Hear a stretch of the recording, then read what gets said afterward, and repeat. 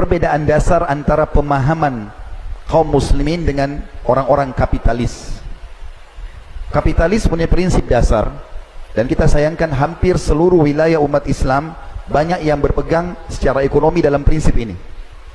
Kaya menabung itu pangkal kaya. Itu prinsip mereka. Jadi bagaimana caranya supaya kaya? Mulai belikan celengan anak-anak dari kecil supaya mereka belajar nabung. Bukain rekening supaya mereka nabung. Selalu kalau dapat uang, nabung dulu. Fikirannya mengerucut kepada menabung.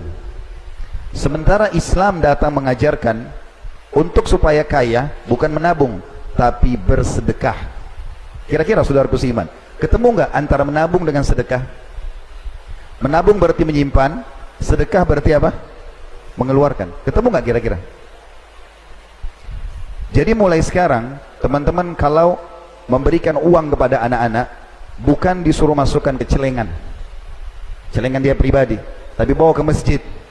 Suruh kau masukkan di celengan masjid. Suruh traktir temannya di sekolah. Kalau ada temanmu yang lapar, nak, belikan. Kalau ada temanmu yang pakaiannya robek, belikan.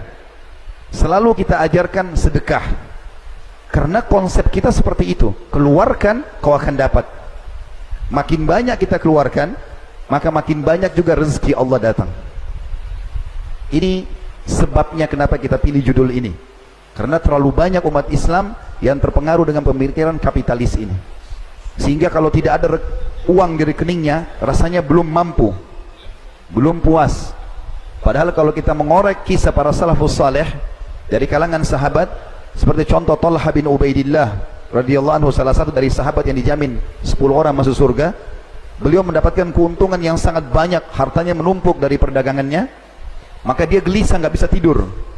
Istrinya bernama Su'dah radhiyallahu anha itu kemudian mengatakan, ada apa wahai suamiku?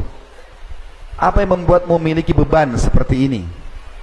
Maka kata Talha, nggak ada masalah. Kau sebaik-baik istri dalam Islam. Kau sudah cukup banyak mengabdi dengan aku. Kata dia, kalau begitu coba sampaikan, mungkin saya bisa bantu.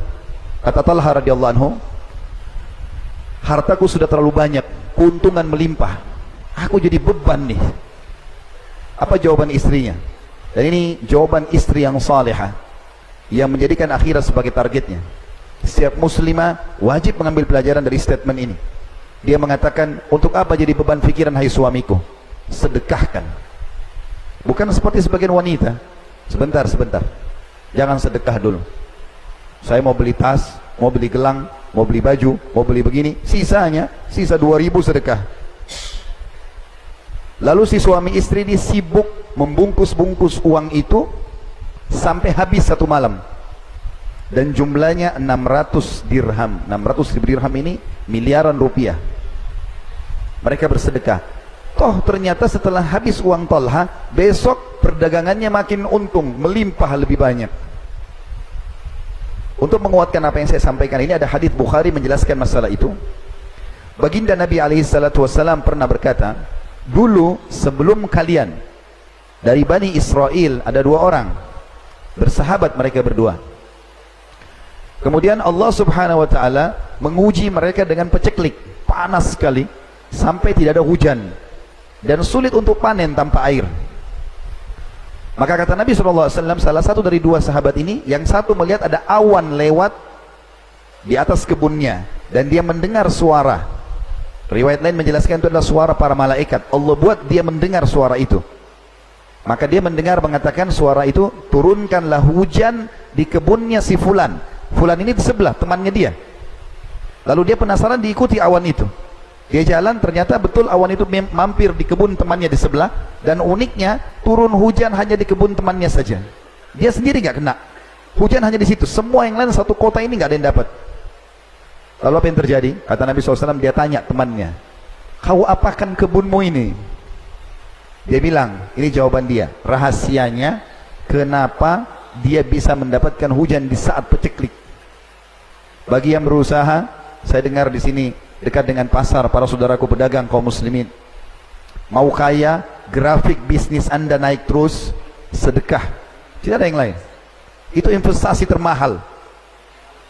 Maka kata Nabi SAW, yang punya kebun berkata, hasil dari perdaganganku, bukan modalnya, hasilnya aku bagi menjadi 3. Sepertiganya aku sedekahkan dulu, sepertiganya aku berikan kebutuhan keluargaku, dan sepertiganya lagi aku kembalikan ke tambahan modal.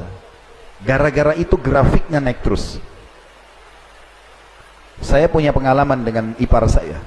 Kebetulan adik beliau nikah sama kakak saya perempuan, tinggal di Ternate. Saya pernah ada acara pengajian di sana, di Maluku. Habis selesai ceramah malam hari, sekitar jam 10 malam, saya duduk ngobrol berdua. Tiba-tiba ada suara, kena pakai atap seng, ada suara seperti batu yang sangat keras jatuh, ribut seng itu. Maka saya kaget, dia tertawa, senyum. Lalu dia mengatakan, itu mangga saya yang sudah matang jatuh. Ustaz mau? Ayo kita makan berdua. Orang sana mengatakan itu mangga madu. Saya tidak tahu di sini bilang apa, tapi di Jakarta juga bilang mangga mana lagi. Biasanya kalau dipotong ada seperti ada titik-titik madunya, manis sekali. Saya makan, memang manis sekali mangga itu, Masya Allah. Mungkin saya bisa katakan belum pernah saya makan mangga semanis itu. Maka selesai habis makan, udah kami istirahat. Habis sholat subuh, waktu syuruk saya pulang ke rumahnya. Kemudian tiba-tiba saya bilang, bisa nggak saya lihat pohonnya? Diizinkan saya ke belakang, lewat dapur ke belakang. Subhanallah, saya lihat pohon itu saya nggak bisa lupa. Sekarang ini seperti kebayang pohon itu. Tingginya mungkin hanya 3 meter pohon itu, tidak lebih. Pendek, 4 meter lah ya, kurang lebih. Buahnya itu banyak sekali. Dan saking banyak itu sampai memberatkan pohon itu, sampai mau kena ke paving blok di belakang rumahnya itu. Penuh, banyak, Masya Allah. Kalau melihat poster tubuh mangga, pohon mangga ini kayaknya nggak mungkin buahnya sebanyak itu, menurut saya. Nah, saya pun senang dengan tanaman. Maka yang terjadi adalah, saya tanya, Masya Allah, saya bilang buahnya banyak sekali. Bibit apa yang antum pakai ini? Maka dia bilang sama saya, biasa saja, saya biarkan begitu. Apa yang saya bisa kasih? Cuma memang saya tidak pernah tahan orang mengambil mangga ini. Ternyata pohon mangga itu teman-teman, setengahnya tangkainya masuk ke dalam rumah dia, setengahnya menjulang keluar tembok. Jadi yang menjulang di luar tembok, siapapun lewat boleh ambil. Anak kecil ambil, orang lewat ambil, mungkin ada orang ambil untuk jual, terserah dia. Dia sedekahkan. Subhanallah, gara-gara itu sepanjang tahun mangganya nggak pernah berhenti berbuah. Kita tahu mangga itu kan setahun sekali berbuah ya. Makanya orang, mudah-mudahan di sini tidak ada, tapi kalau ada yang biasa mangganya baru berbuah 3 sudah dibungkus dengan kresek plastik karena bakhil, harus mengubah pola itu.